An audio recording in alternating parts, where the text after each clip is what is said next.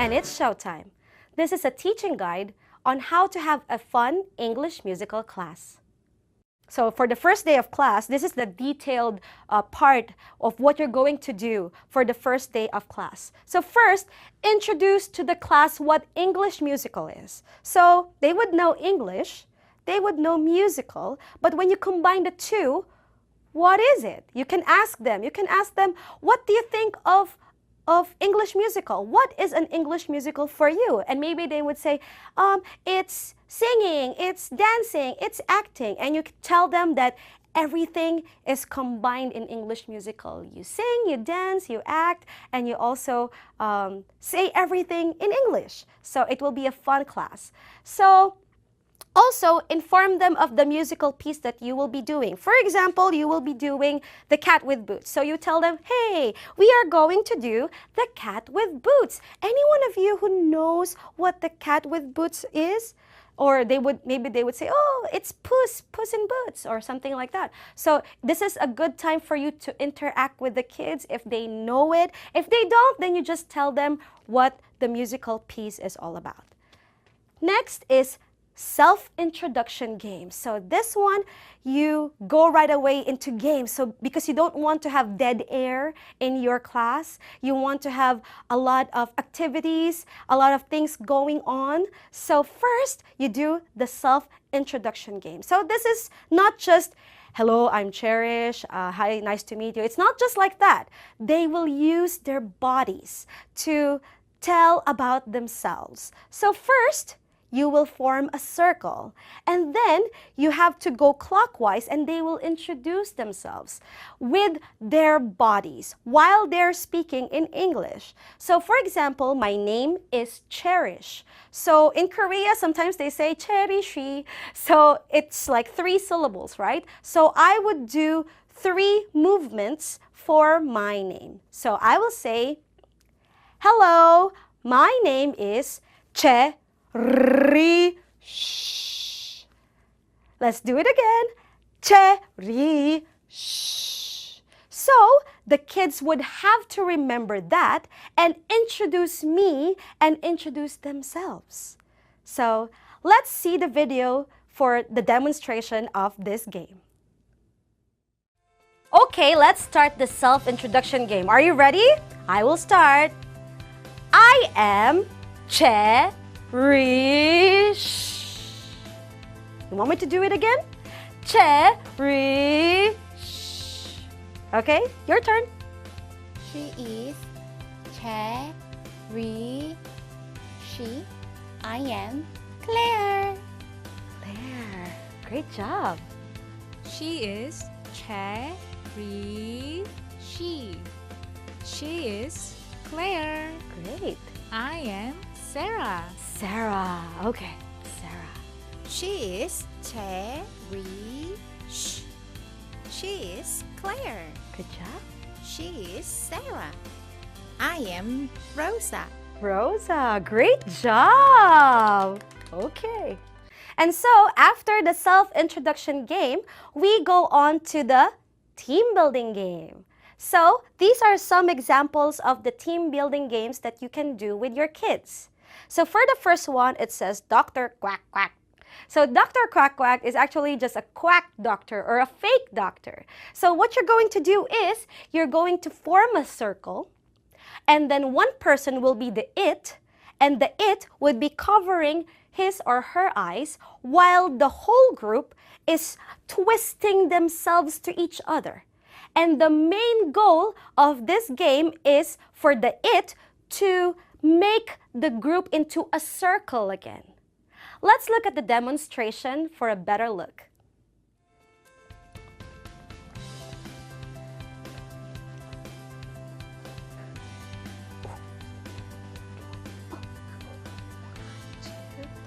Dr. Quack Quack!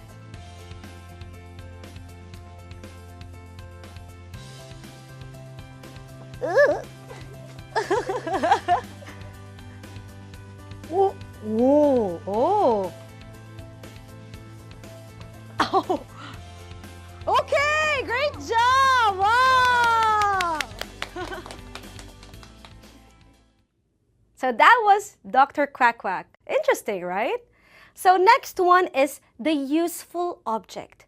So first, you have to get an object that you can see in the classroom that you will use. For example, a board marker. So you will divide the whole class into 2 teams. And what they're going to do is to act out this object into a different object. For example, this is a board marker, but I will make it into a toothbrush. Toothbrush! And then, after one team is finished, they have to give the object to the next team. And then this team has to make it and transform it into another object. For example, I will make it into a microphone. And then they would pass it to the next team again, and so on and so forth. So they have to create this object into another object in 3 seconds. And if they are not able to make it in 3 seconds, then the other team will get the point. Let's take a look at the demonstration for a clear understanding of this game. Okay, now let's take this pen and transform it into another object. Are you ready? Okay, ready, get set, go. Toothbrush. Next. 1, 2. Flute. Okay. Next. 1, 2. Eyeliner. Nice. Next. 1, 2. Lipstick. Nice. I don't know. Microphone. La la la la la. Okay. Next.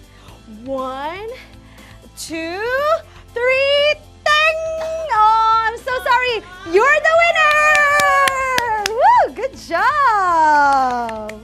Next one is a siren exercise. So the siren exercise is like the siren of an ambulance. How does it go? It goes wee-oo, wee-oo, wee-oo. It goes up and down and up and down. So what you're going to do with the siren exercise is, first, you breathe in.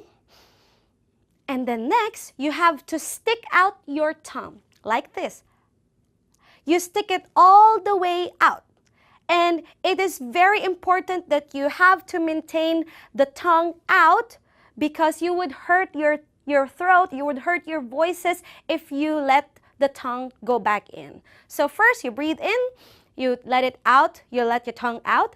And then you go from the lowest note that you can reach up to the highest note and down again to the lowest note that you can reach in one breath. So it goes like this. It would sound a bit funny, but this is very effective if you are going to sing a lot of songs in your class. So ready? Breathe in and stick out your tongue and go.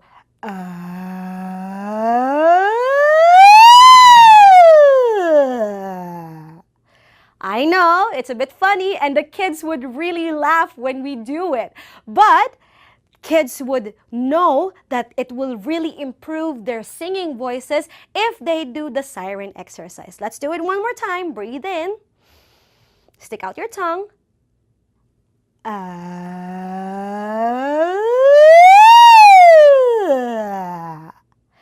And you can do the siren exercise just 2 times in a day. It's fine. It's already enough. You can go on. And even for teachers, this is very important because we talk a lot. We speak a lot and we use our throat and voices a lot. This is a very nice exercise, not just for the kids, but also for the teachers as well.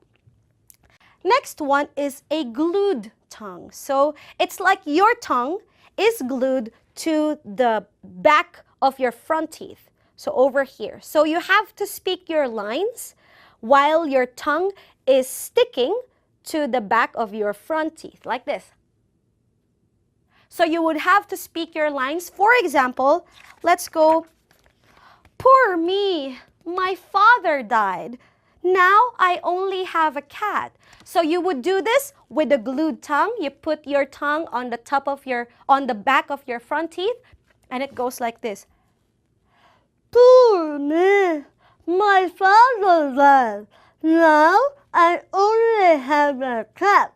Yes, I know it sounds really funny, but after you do this and you read it normally, you would realize that your pronunciation is so much better because you're exercising your tongue. Let's do it one more time.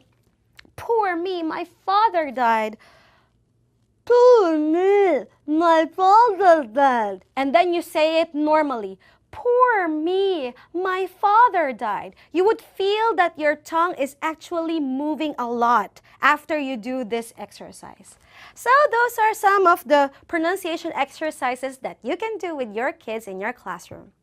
Next one is facial exercise. So we also exercise our throats, we exercise our bodies, we exercise our pronunciation, our mouth, we also exercise our faces. Especially us people, we don't use our face muscles a lot. So this is a very nice example that we can do with the kids so they can warm up and exercise their faces. Because we need good facial expressions, right? So first, we can do the big face, small face. So the big face and small face, it depends on the level. From 1 to 10, you will make your face big if it's 10 and small if it's 1. So the teacher would say, okay, let's make a big face. Let's make 10. So if you make 10, then you have to make a really big face, like. And if it's 1, you have to make a really small face, like this. So, for example, we do 5. 5 is the normal one, like this. And we will make it small. So, let's say level 4, level 3, level 2, level 1. And so on and so forth. Now, if you want to make it bigger, then from level 5, you can say level 6, level 7, level 8, level 9, level 10, bigger, bigger, bigger. And that is the big face and small face exercise. We have the drama games. So the drama games are very, very important tool in the musical class, in our English musical class. So this one, it makes the kids more creative, more imaginative, and it will give them a lot of time and a lot of space to express themselves, to express their uniqueness, to express their minds and what's in their hearts. And you can see them how they would move around people, how they would interact with people. It will also help you in choosing the people for the right character. So this is very important. If you do the drama games with the kids, you have to look at them and see how they are going to interact with other people. So you can also choose the people, the right kids for the right character. So the first one is make me a picture. So in your class, you ask them, oh, can you see any picture in our classroom? And maybe they can say, oh yes, I can see a picture of a cat. And now what we're going to do is we are going to create this picture and all the pictures that you see in the class. How? Using your bodies. So we will give them time to think of how they will use their bodies and express how they would look like a cat, how they would look like a tree, or how they would look like a castle or an ogre. So here's a demonstration for a better understanding of what Make Me a Picture is. Okay, let's make a picture of a tree. Can you make a picture of a tree? Ready? Go! 1, 2, 3, freeze! Wow, that's a very, very big tree with big trunks and leaves and stems. Great job. Okay. Next, let's make a picture of a mountain. Mountain. Ready? Get set, go! 1, 2, 3, freeze! Wow, that's like the Mount Everest. It's very, very tall. Great job. Okay, now, this one is a bit hard, okay? Think about it. Let's make a picture of a piano. Piano. Ready? Get set, go. I'll give you 5 seconds. 1, 2, 3, 4, 5. Freeze! Oh, so this is the piano, right? Right. And you are the one? Oh, you're the one playing the piano. You're the pianist. Wow, that's a very, very nice piano. Great job. Good job, everyone.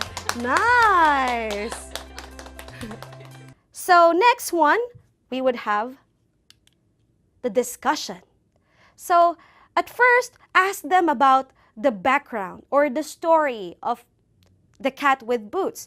Oh, who knows what the cat with boots story is? And then maybe ask someone to relate the story to the whole class, or maybe you can just simultaneously ask kids like, who is the cat, or who wants to be a princess? You can also ask them like if they want to do a certain character. And also, you can also do storytelling time for younger kids. So when you tell them the story, you can use a different voice. For example, if you have this story of the princess and she is asking if the prince is really a prince, but he's actually a boy. So you can use the finger puppets in this book. It is already provided here. And you can use the finger puppets while you are saying the lines. For example, the farmer said, "We can't do that. The ogre will be angry." And maybe you can do a different voice for a cat. "I can beat him." And maybe another voice for another farmer. "But you're only a cat." Something like that. So you can do storytelling with finger puppets, or if they are older kids, you can just tell them about the story and read the story to them, because it will give them the idea or the hint on how they would say their lines, on what is the proper intonation of each sentences. So these are very important parts that you have to do on the first day of class. Now let's move to the intonation. The intonation is the proper tone or the articulation of your sentences in your musical play. So I'm going to use this book and some of the sentences here to show you what you do when you see this punctuation marks. So the first one is the question mark. So you have to start in the middle, going down and going up. So here, I will give you the example of the script of the ogre. It says, "Who are you and what are you doing in my field?" So if you're going to do it with the proper intonation, it will go like this. "Who are you and what are you doing in my field?" So it says, "Who are you and what are you doing in my field?" So it goes from the center, going down and going up. And the next one is the exclamation point. So this one, you go from down, going up and going down again. So we can give you an example of the ogre.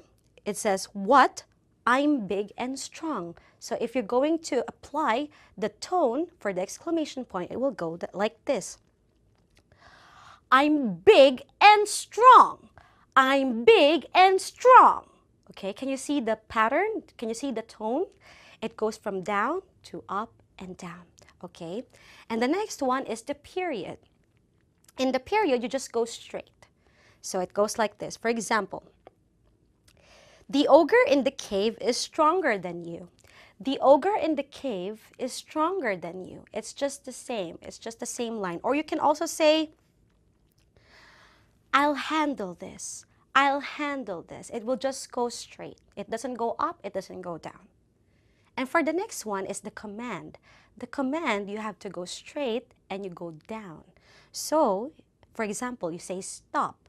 You say stop. Or follow me. Follow me. Something like this. And now for the acting tips. These are some acting tips that you can use and tell the kids when they are on stage. So first, show your face and body to the audience. Always tell them, share it. Share your body and your face to the audience. Show me your face. Show me your body. You can say it to them because sometimes kids would always be turning their backs or sometimes they would be showing their profiles and it's not really that good, especially for a children's musical. So it's much better if you tell them to show their faces to the audience. Next one is don't show your back. If some of them, sometimes when they're dancing or when they're moving from one place to another, they would show their back. So always tell them never ever show their back to the audience. Next is don't look at the floor.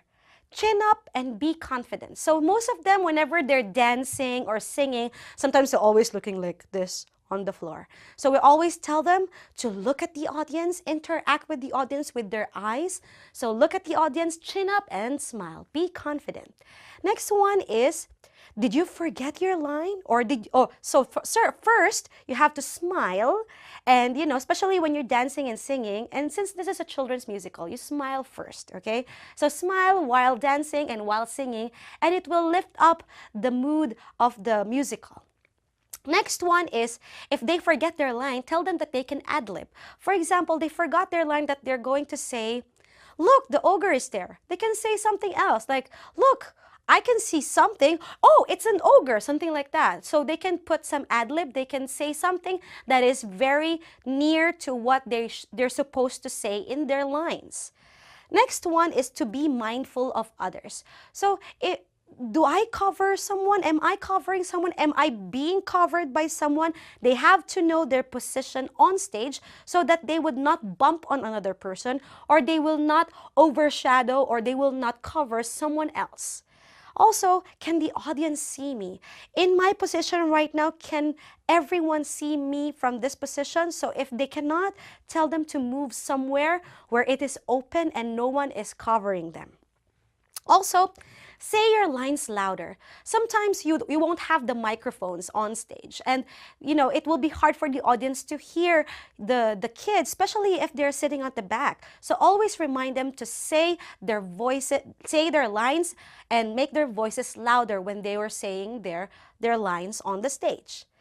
And also, make your actions bigger. Tell them that the people at the back would also want to see them. So instead of waving like this, let them wave like this. Instead of just smiling like this, they can smile like this. And so the people at the back will be able to see them and clearly. So yes, these are some of the acting tips that you can do and you can say to the kids during your rehearsals in your English musical class. So that's it for our English musical class. And this guide has been finished, but also a very important reminder, you have to enjoy this class. If you as the teacher is enjoying, then the class would also follow. They would also start to enjoy and they would start to release their creativity and their imagination, and it will be endless. It never ever belittle the capacity of our kids to imagine and to be creative. So, chin up, you are ready to raise the curtain because it's showtime. Rewrite the script. Sometimes you would encounter problems like there are only very few characters, but there are so many kids in your class. What will you do? Or sometimes you would encounter like you have a lot of characters, but there are not a lot of students to do them. So first, you can create 2 teams if you have a lot of kids in your class. So for example, in scene 1, you have a cat, you have a boy, you have a princess, you have a king, and you have a servant. Then you create 1 team for that. And for the second scene or scene 2, you can have another person to play cat and another person to play boy, another person to play princess and king and servant and ogre. So if you have 2 teams, on the first scene, they would be the cat, they would be the boy, they would do everything in the first scene. And then another team comes for the second scene, But the people, the audience, they won't know, they won't recognize that there was a change of characters because they're wearing the same costume. So you can create two teams if you have a lot of kids in one classroom and you have very few characters. So another thing that you can do is add more people to do the minor characters. So for example, in the book, Cat with Boots, they have a bird and a rabbit and two farmers. So if you have a lot of kids in your classroom, you can have 3 rabbits. It won't hurt to have 4 birds or maybe 4 farmers. So we will have this as an example. The rabbit is looking for food. So he says, sniff, sniff, I smell food. How can we divide it into 3 characters? So you can do repetitions. So the rabbit 1 says, sniff, sniff. And maybe rabbit 2 says, sniff, sniff in a different way, like sniff, sniff, or something like that. And rabbit 3 can say, sniff, achoo! And all 3 of them can say, we smell food. And that can be a good way to rewrite your script. So you can have more characters to do the minor details or the minor characters. And for the minor characters to do these roles, you have to give them more lines to speak. Now let's go to the timetable or the plan that you can follow when you do your English musical class. So this is the plan and the week, the number. Like you can do it per day or per week depending on like how many classes you're going to do. So for the first week, we have the introduction. So this is getting to know each other, getting to know your students, and also you have to explain to them the musical piece. You have to tell them what story you're going to do and also like which songs are included in your musical piece. Next is for the second week, we have the first reading. So the first reading, as I've told you a while ago, it is the reading with emotions and without emotions. So you would allow them to just read the text, read the sentences or the lines of each character with emotions, and then after that you can read it without emotions. And also, this is also the time that you can do the auditions. If there are many kids who want the same role, you have to hold auditions for them so they can know that you have partiality or you have equal treatment to all the kids. Next is the rehearsal. So of course, you have to give them one song at a time, one scene at a time. So here, you can teach them the first song and the choreography of that song. On the third week, you can do the casting or you can give out the roles to each kid. And then you can do the second reading or the third reading or the fourth reading depending on your mood or the mood of the class, of the kids. And then since you already have casting, you let the kids read their own lines with emotions and without emotions. Next is you have to tell them and teach them the proper articulation of their role, their lines, and their scripts. And also you can start acting and blocking scene 1. So here you can start telling the kids to move on the stage, where they need to be in, where they need to stand or sit down, and all those things. So that's for the third week. For the fourth week, this is just full of rehearsals, a lot of rehearsals and run-throughs. So you finish scene 1, you go to scene 2, and then you go to the third reading, and then, of course, you have to go off-book. It means you are not getting the script, you're not taking the script to the stage anymore. They have to memorize their lines. So you have to give them time to memorize their lines and start moving on stage without their scripts. Next is you have to go from scene 1, you go to scene 2, 3, and 4, and so on. And then also you have to memorize and rehearse the other songs that you have in your musical. Also, you have to give them the choreography of the song. So that happens simultaneously in the fourth week. Next, in the fifth week, this is the time when you just go on endless rehearsals from the beginning till the end. So that's what you call a run-through. You run through the entire musical from the beginning till the end like you're going to perform it in the actual day. And also, it's the time that you can do the props if you're going to make one. And also for the costumes, if you have costumes that you want the kids to make, you can also make posters on this week. Next is the dry run. So the dry run is, it's the actual, you're going to do and simulate the actual performance day. So sometimes you have to tell them to not stop in the middle. If they forgot their lines, then just go on like you're going to do in the real musical day. So next one is the 7th week, which is the dress rehearsal and the technical dress rehearsal. So the dress rehearsal, they have to wear their costumes and props, and everything has to be set like they're going to perform. And then technical dress rehearsal, all the lights, the music, everything has to be in place like you're going to do the musical play on that day. And then, of course, the last one is the performance day.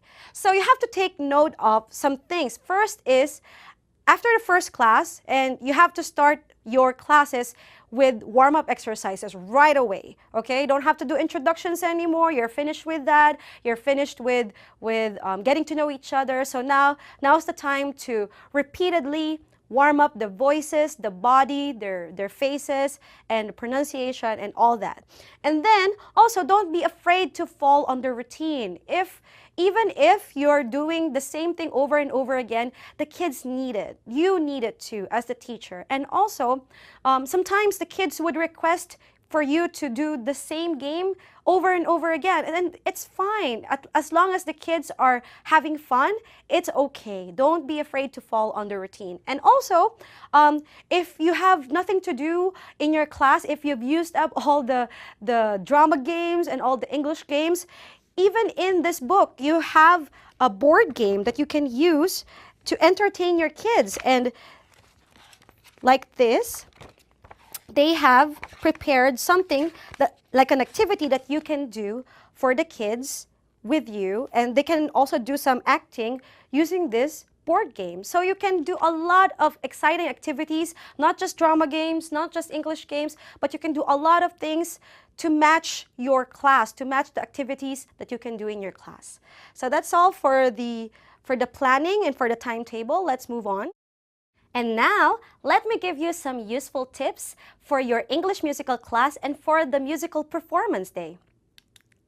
So first is the casting or the giving out of roles. You will encounter some problems, like, for example, there is one character, but there are so many kids who want to play that character. Another problem that you can encounter is there is one character and nobody wants that character. Nobody wants to take the role. What will you do? And also, if you have too many kids and there's only too few characters. So let's solve those problems. Audition is your key.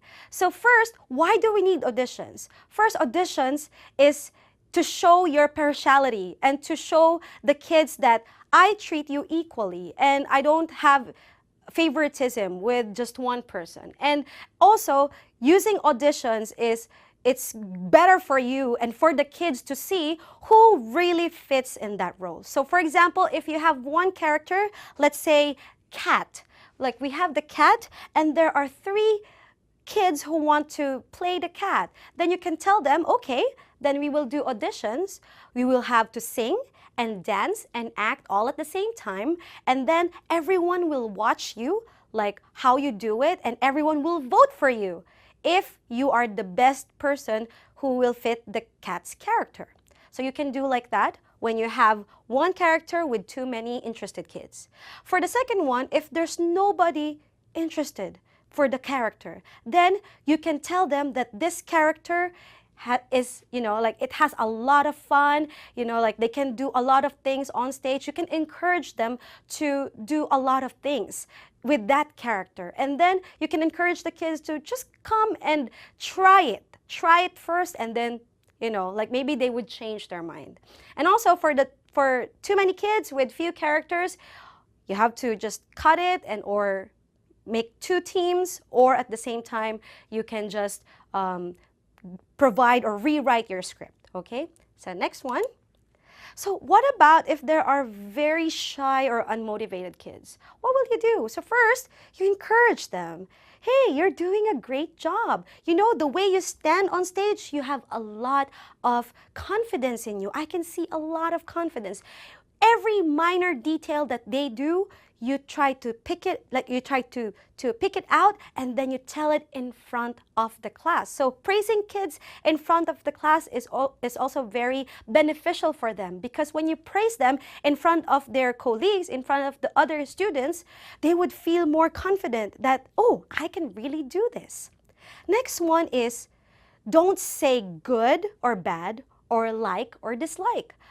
If you say, oh, I like what you're doing, or I dislike, or I don't like what you're doing, then you would hurt their feelings, and maybe they would not try to be imaginative. They would not try to be creative anymore. So please refrain from saying good, you did a good job, you did a bad job. Just say that, wow, that's a great thing that you did. And then you can say, oh, maybe we can do it something like this, so we can show it better, something like that. And then give them space and time to adjust. This is very important because kids have to have their own space and their own time to imagine things and to be creative. If you give them time to explore their feelings, to explore their emotions, to remember what they have in the past, it will help them a lot in showing their uniqueness and creativity on stage. So that's what you do when you have shy or bored kids. Next, another tip is to look for triangles. So you have to look for the triangles on stage. And one of it is the tableau. The tableau is in a picture. You would see a perfect picture if you have the 3 levels. Number 1 is heaven, or it's the uppermost part. And then you have man, which is the middle part. And you have earth, which is the lowest part. So in this picture, you can see that we have a perfect tableau because we have people doing the heaven position, which is the highest part. We also have the man position, the sitting one over here, or her, because they're both like sitting or leaning somewhere. And then we have the earth part, which is on the lowest part, this woman on the sofa. So we can see the 3 levels, and this is a perfect triangle. You can see the composition of the photo is very nice. So on stage, you can also use the tableau. So if you have a tree, and you have 3 people to do the tree, maybe one person will be extending their arms to be the leaves and the stem, and then you can have one person standing like this to be the man position, the middle position as the trunk. And maybe you can have another person extending their arms on the floor to be the roots, something like that. So you can look for the tableau, you can use the tableau and look for triangles. Make triangles on stage. Also, if you see here, can you see the triangles? So these people, they form a triangle. So 2 people at the back, and then this couple in front, they're forming a triangle. This one is also a triangle because the person in front there's one person in front, and then there's one person over here, and there's one person over here. So they are also forming triangles. You can also see the triangles here if you look carefully because they are actually standing in between people. So they're forming like letter V's, which are also a sort of a triangle. And can you see this triangle? They have the heaven, we have the man, and we have the earth, and we also have this somewhat triangle formation that they did. Okay, so look for triangles, make triangles on stage. Next, I will tell you some of the strong stage formations that you can do with your kids. So this one, as you can see, the main character is over here, and all the people are like, blah, blah, blah, blah, blah, they're talking over here. And so if you see here, this is a very strong position for this person because it highlights that this person is the main character, or this person has something very important to say. So if you have a person or a character that has a very important role or something that is very important to say, then you can place them in an isolated position and put all the people at the side together. This is a very, very strong stage formation. Another one is like this. So everyone is focusing on one person. This person and everyone is focusing on her, right? So this is a very strong stage formation because she has something to say and people have to hear what she has to say. So this is a very, very strong arch formation, and we have the main character in the middle. Another one is, if you see this square, the blue square, it's something like an elevated position. You can put this person on a cubic, on a chair, or on a table, and everyone else is in front or surrounding this person. This is also a very strong formation. You can show the status of the person. I have something important to say, elevate this person, and everyone can encircle this person, and that will be a very strong stage formation too. So that's it for our English musical class, and this guide has been finished, but also a very important reminder, you have to enjoy this class. If you as the teacher is enjoying, then the class would also follow. They would also start to enjoy, and they would start to release their creativity and their imagination, and it will be endless. It never ever belittle the capacity of our kids to imagine and to be creative. So, chin up, you are ready to raise the curtain because it's showtime!